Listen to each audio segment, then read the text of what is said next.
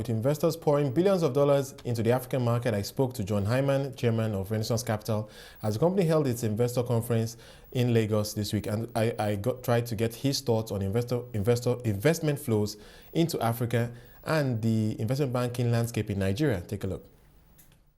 You know, we've been focused on Africa now for close to 10 years. We came here because we thought it was underappreciated and at an inflection point. And I think everything that's occurred in that period has just demonstrated that. I think Africa is getting increasing recognition as, I think, for two factors. One, the story here and the growth continued to defy the naysayers, despite the more difficult global economic scenario post-crisis.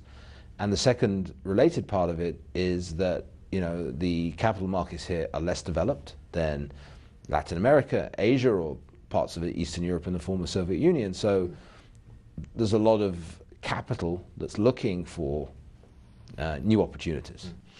Talk to us specifically about Nigeria and the opportunities you're seeing here in the investment banking space in particular. A lot of people talking about the oil and gas space these days, saying that they're expecting a lot of M&A activity, of course, a lot of capital raising. Your thoughts on the investment banking opportunities in this market?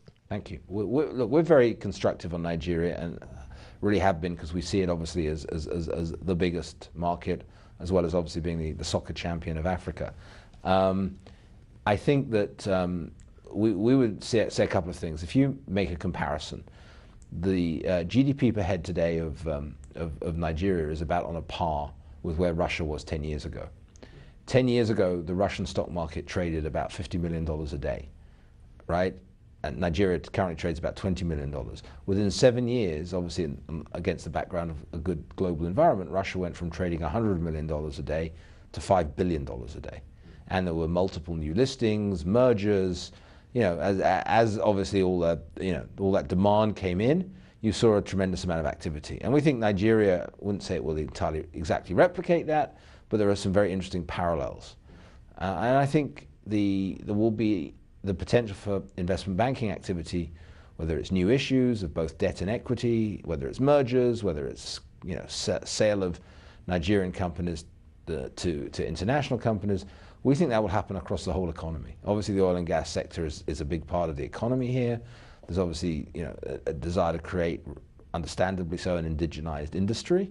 But I think also there's tremendous opportunity. You know, when you listen to the Minister of Finance at her speech today, she was focusing on infrastructure, on agriculture, on power, you know, big areas in terms of given the scale of this country.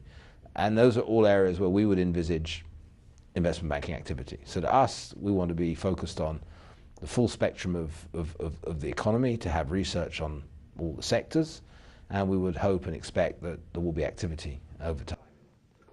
Of course, you're bringing a lot of investors, prospective investors for this conference.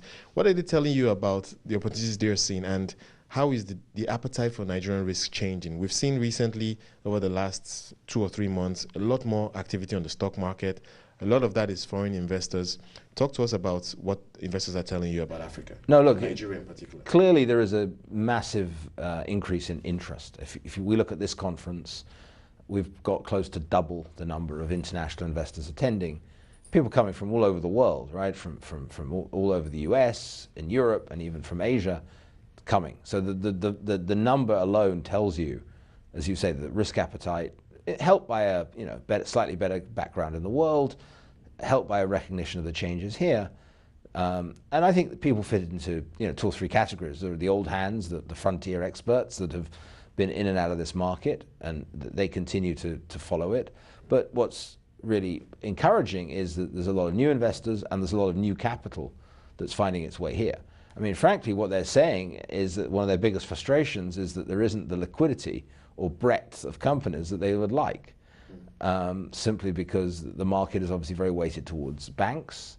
And so I think that what they would really like, and I'm sure that this will only grow over the 3 days of our conference, is they would like to see a few new names on the market, some blocks of shares that they could get access to, because there's a bit of a chicken and egg where, when the market remains, there's limited trading activity, some of the bigger guys are constrained about what they can do. So I think in general, they're very constructive. they are definitely keen to invest more, but they are a little bit, challenged by what they can invest in.